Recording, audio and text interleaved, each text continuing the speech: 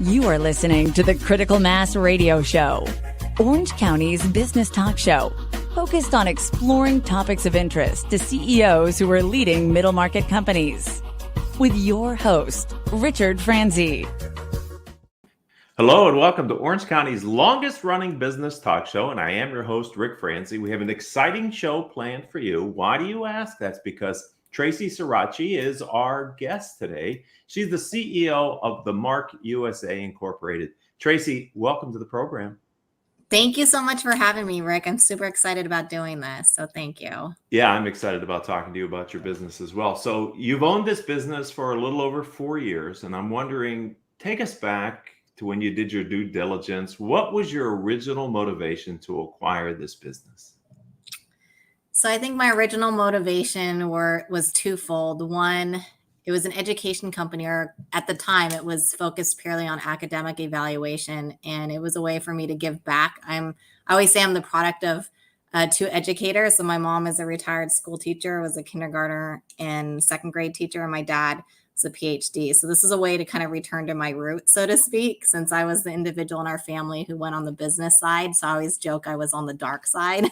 So I think one thing was returning to my roots, and the other was focusing on family. Like one thing that at the time I had just had my daughter, who was a newborn at the time. So depending on your perspective, some people would have thought that was crazy to venture out on your own, just having given birth to new baby. But I think at the same time was a huge opportunity. So I think for those that are listening, considering this time period in our life, 2022, it's a very opportunistic time for a lot of people. So help me to understand how you came about finding and selecting this business as the business you were going to purchase versus maybe other options you had at the time.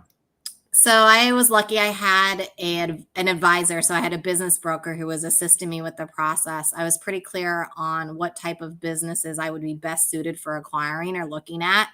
I knew that, you can go out there, you can buy laundromats, you can buy car washes, you can buy parking lots, you can buy anything. It's truly similar to the residential real estate market. You can buy anything.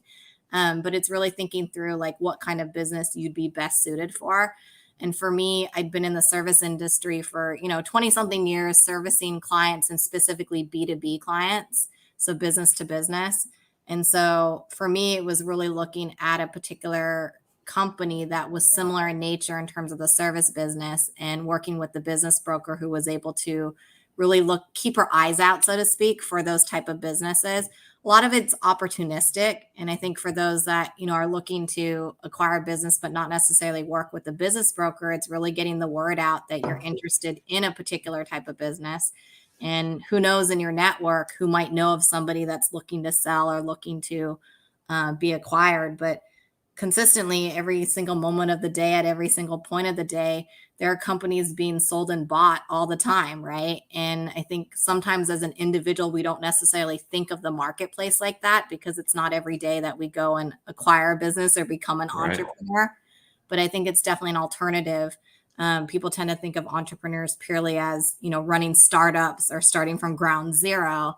And so this is really an opportunity to look at entrepreneurship in a different way. And given my background, I was experienced with advising companies and scaling them. And that's what I knew I could do versus I tried different things kind of in the startup realm and felt that it wasn't as good of a fit, even though I loved the passion and the excitement. So it's just knowing yourself. And I think being able to answer specific questions about what's best suited for you.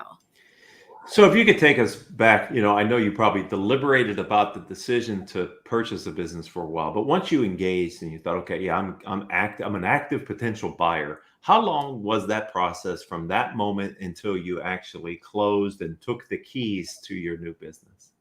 It took about 9 months. Initially, people thought that it was going to take, 30 days or 60 days.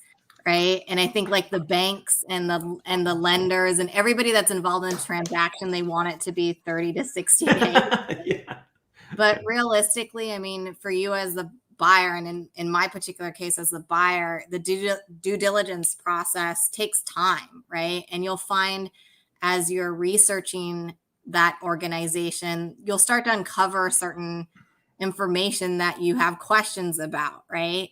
And so for us, the reason why it took longer was really looking at the due diligence process. And there were questions that I had about the actual value and purchase price of the business and going back and negotiating that. And so, like I said, it's a process. So that was kind of an unexpected anomaly. It wasn't anything bad. That happens all the time. Parties go back to discuss things, renegotiate terms, things like that. So for us, it was just taking longer. And the other piece was I was acquiring a business that I didn't have a former profession in, which is atypical, right? Usually you want to buy a business that you already know really well and you're already in that profession. I would say the only reason I was confident in what I was doing is I've always entered, I guess, the unknown in terms of business areas.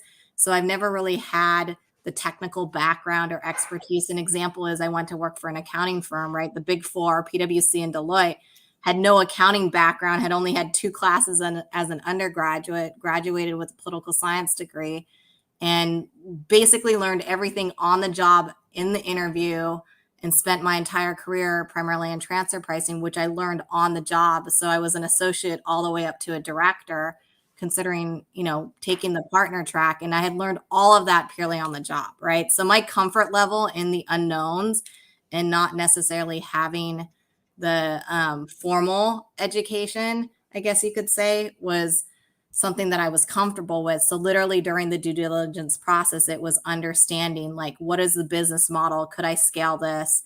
What are the fundamentals of this industry known as evaluation, which I'd never heard of until I was doing the due diligence process. And I think for many folks don't know what evaluation is. And so it was literally taking the time to understand that. So you've owned the business 4+ years. So obviously you purchased it pre-COVID. I'm just wondering, what impact did COVID have on the business? Did it create any serious challenges? Were you ever feeling that your purchase was at risk because of COVID, or how did you avoid disaster during COVID? So I think one key thing is when I was doing the due diligence, I'd asked the former owner, like, what her experience was during the recession, right? Of the last one, meaning 2007 through roughly 2009. And she had actually started the business in 2007.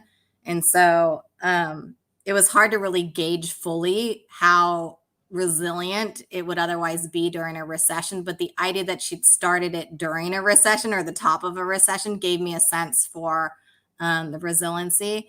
So I'd say similarly to, fast forward to the past couple of years in the pandemic, like other organizations, we have, seen a decrease in revenue, but not as large of a decrease or as large of a decline per se than other businesses. You can, you compare it to retail or restaurants or, the like, it's completely different, right? But at the same time, like as a service business, and because of a lot of our work is tied to government funds and community funds, government is otherwise spending during those kind of downturns. And the other piece is because we're tied to community-based work, obviously the public sector and stuff is always necessary during a recession or in a boom, right? So key factors like that, I think, are important when you're looking at acquiring a business or getting into business, right? Is seeing certain patterns as to, why things will occur and, how is the business going to respond? I think similar to other organizations, we need to hire people and we can't necessarily find the right individuals with the right skill sets, or we need more people of a certain type of skill set. And that's been a challenge. So we face similar, challenges as other organizations, but I think what's beneficial is that because we're a service-based business, we're also able to adapt. We don't need a brick and mortar. So for instance, 2 months after the pandemic, we went 100% remote. Before that, we were a hybrid model. And that's easier to do because people just need computers, but they don't need the brick and mortar, right, of the actual institution. And most of our stuff was already saved to the cloud or backed up on, G Drive or whatever it may be. So our ability to adapt has been a little bit easier by nature of, being a service business. But again, we have similar challenges where people are in different locations geographically and in their homes. And so do you have the proper infrastructure of tools to support, day-to-day productivity and execution of work. And I think for us, we had a lot of cloud-based stuff because we were hybrid. So we were probably better positioned than other service-based businesses that maybe were still less reliant on the cloud and things like that. But again, we're still focused on cybersecurity protections, right, of information and, adaptation of technology to make us more agile and more adaptable to circumstances. So we're still improving systems, processes, and frameworks just like everybody else. And the rate at which we're trying to do that is quick and fast, and it's challenging, similar to other organizations. So we're definitely not an exception per se, but I'd say we're better positioned than, other companies and industries just because we've been more forward thinking about how we've approached things. And congratulations or kudos to you for finding the opportunity within the challenge and redesigning kind of the model. I'm sure not having the brick and mortar in some ways is a benefit to the business operating costs as well. And so that's good that they were able to pivot. So let's and it's pivot. A team. Like, I think it's a team-based business is critical too, to your point, because I appreciate the acknowledgement as the leader of the organization, but to your point too, it's really our team that's doing all of the physical changes along with me. And so I really credit their tenacity and their grit, because without them and without the team, we would not be where we are. It's Right. by far your human capital. There you go. Especially in the service business. It's true in all companies. Maybe it's magnified in service-based businesses where they are the product in many ways. So let's pivot now to actually, what does your firm do? Explain your value proposition and your service and delivery of what is it your company does. So I think the best way of explaining it without getting too technical is we help implement a data framework in an organization. And people are probably thinking data, they're thinking technology, they're thinking all kinds of things when people say that, right? But it's really a framework on how to think about your data, how to even apply data to an organization, and what's the mindset that one has to have, I think, in terms of adopting that kind of thinking, right? And I say it's really, truly a framework of thinking, because often people are talking about applied data and data-driven decision-making, and they're forgetting the human aspect of what that takes. People fear data, people fear numbers, people fear a lot of things. And so really meeting people where they're at in terms of what they're comfortable with and being able to help them to be less fearful of a process or a framework or data in general, I think is really crucial and critical. Oftentimes, the shortcut way is we try to focus on technology, and whatever the technology is measuring, that's what we'll adopt. But that's not always the best way to approach it, because you spend so much time on the technology without really understanding what the technology is trying to achieve.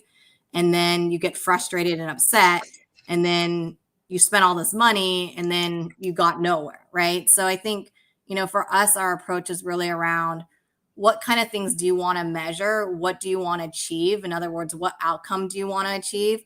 And then thinking through the framework that you're going to adopt so you can measure and validate whether or not you're achieving those results. And if you aren't achieving those results, where are your gaps within an organization? And I think that's critical and crucial to resource deployment, so you know where to allocate money and time. But also at the same time, you're also able to see, hey, look at the success we're having too. And I think to be able to celebrate those successes as human beings as well, because oftentimes we're always looking to what's not done and what hasn't been achieved. Right. And sometimes we don't look at what has been achieved. So having that accountability and transparency also has its benefits, but it also at the same time being able to connect people within an organization so they can talk about similar information and commonalities and functions of specific goals, so that they're all connected and working and moving in the same direction, I think is really crucial. So Tracy, can you give me a use case or two as an example of how you've helped companies use the data to the benefit of their strategy? Sure. So one example is we're working with organizations where they're usually smaller businesses where they need market research done, but they need market research done at a more detailed level, So it's understanding, which market should I enter and why, and being able to customize the survey instruments and the data collection tools to answer very specific pointed questions that the organization needs to understand that it's not getting from, let's say, industry reports, or it's not getting from existing resources out there. Like, they want to ask very specific questions to very specific parties or people. And they also want to maybe aggregate that or combine it with publicly available information to get to a specific answer, right?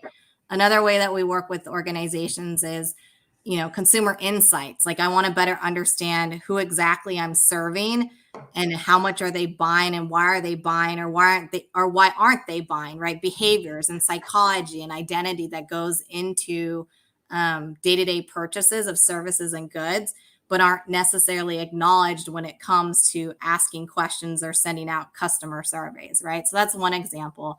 On the nonprofit and academic side, for nonprofits, it's being able to measure their program effectiveness. If I'm serving the homeless, who am I serving, but also how am I serving them? And what changes am I able to see in the population that I'm serving as a result of my efforts, right? So now you're able to better describe to donors and funders what you're doing and how you're doing it and why you're doing it and the changes that are occurring in the community or in the social setting, right?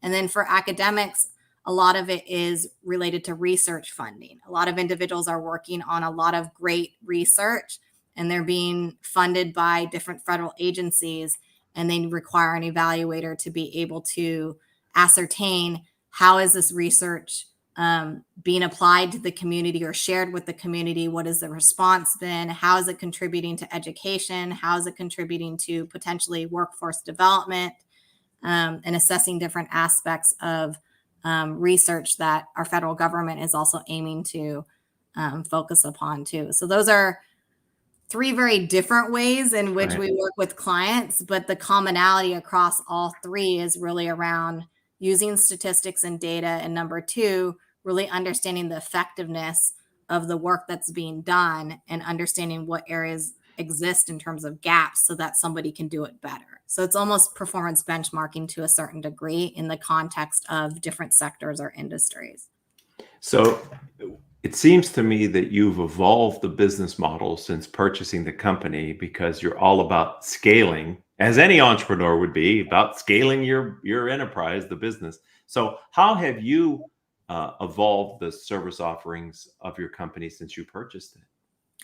So originally, 100% of the business was purely focused on academic evaluation. In other words, we focused upon evaluating federally funded research grants, right? And that was purely 100% the focus. Over the last, 4.5 to 5 years, it was now branching out into other areas based on that common core skill set. And like I said, when I was doing the due diligence process, my background was in the consulting, and I saw different industries. I also had experienced and seen different markets globally because of nature of different clients in different countries. And so for me, when I was looking at the business, it was like, okay, based on my understanding of the business model and what the core skills are of an evaluator, how else can I see it affecting the marketplace? How else can I see it affecting different sectors, different people groups, different parties? But at the same time, acknowledging that there's common denominators across these different sectors and across these different groups, regardless of how different they think they are, right? So for me, coming from the opposite end, I guess sometimes people think academia and the for-profit sector are complete opposites, right? They're really not, right? All of us in some ways are related to each other.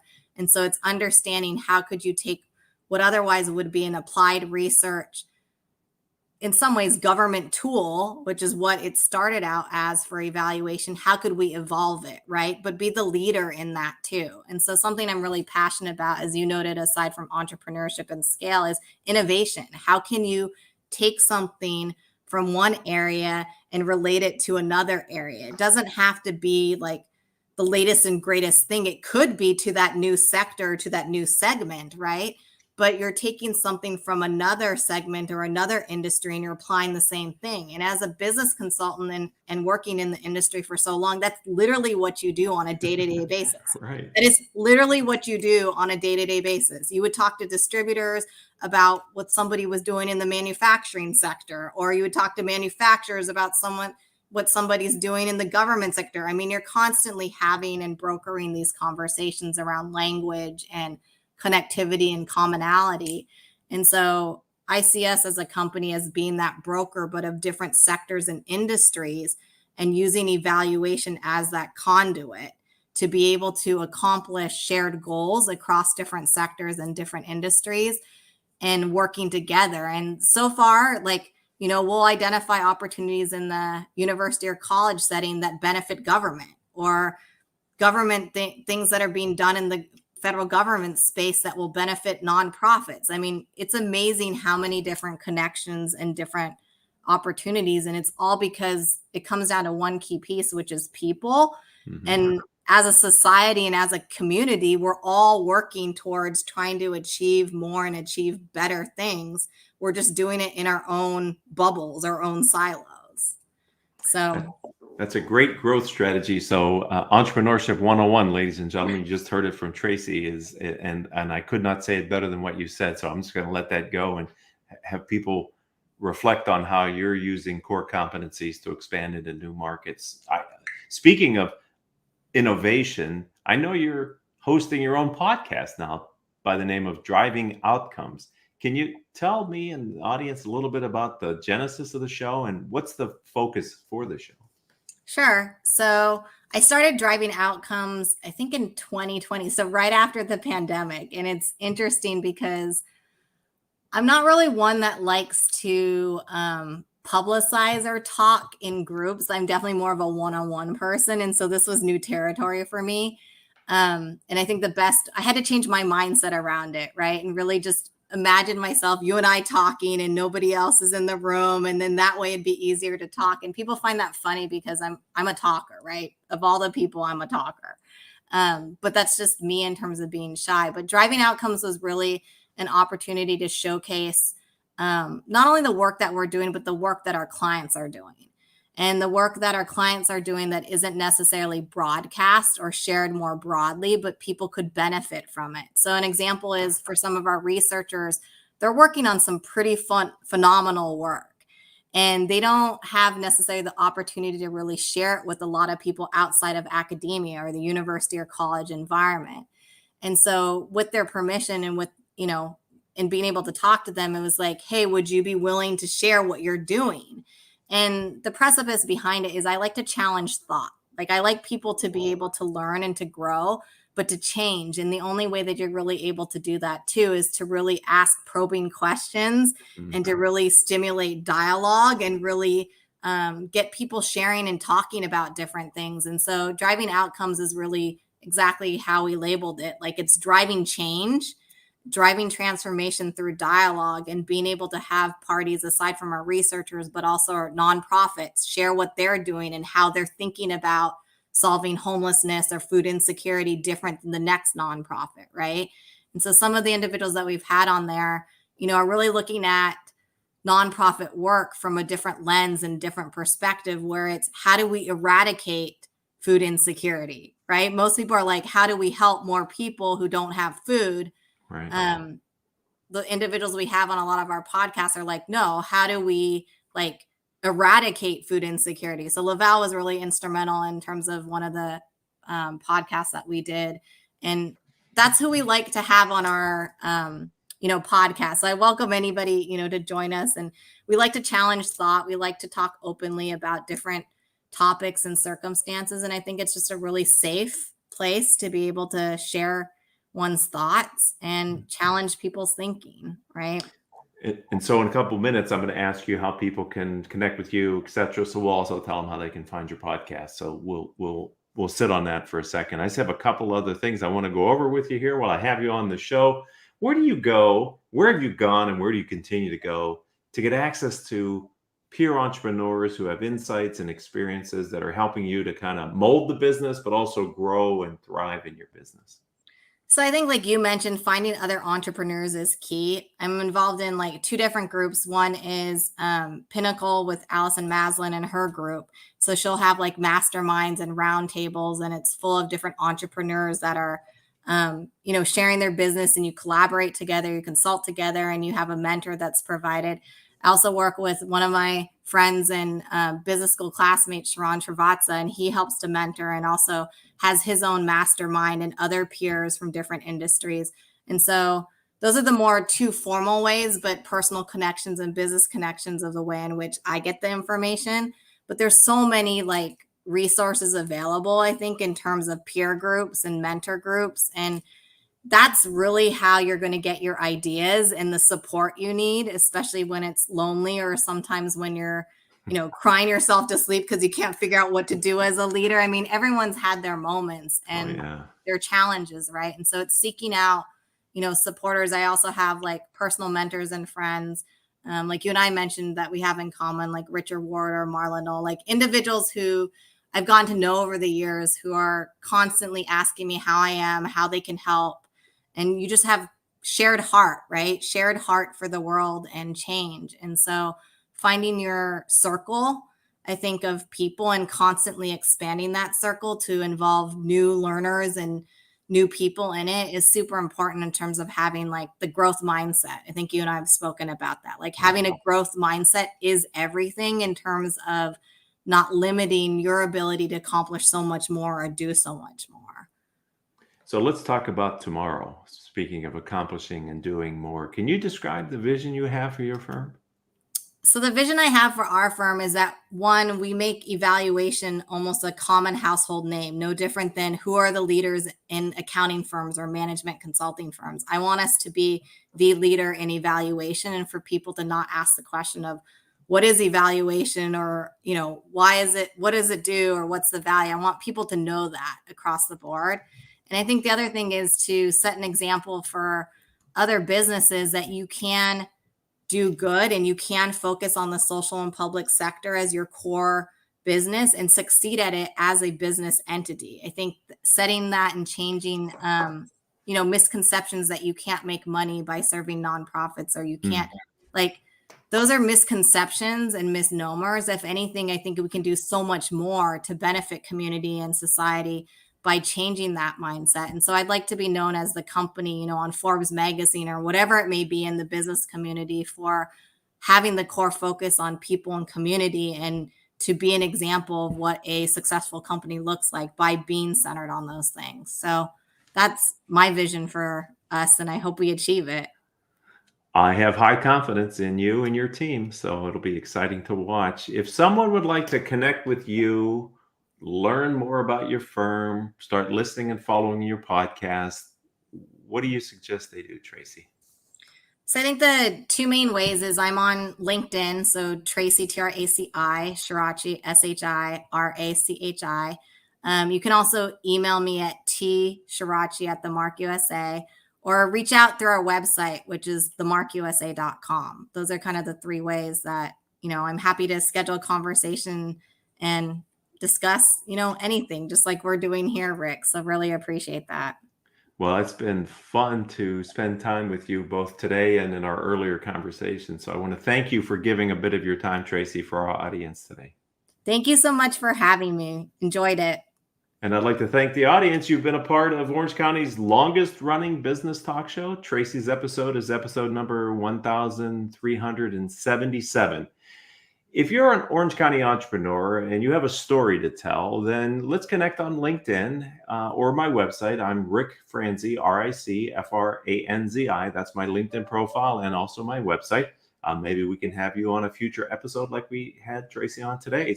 Until the next time we have a chance to be together, I hope all of your business decisions will move your company in a positive direction.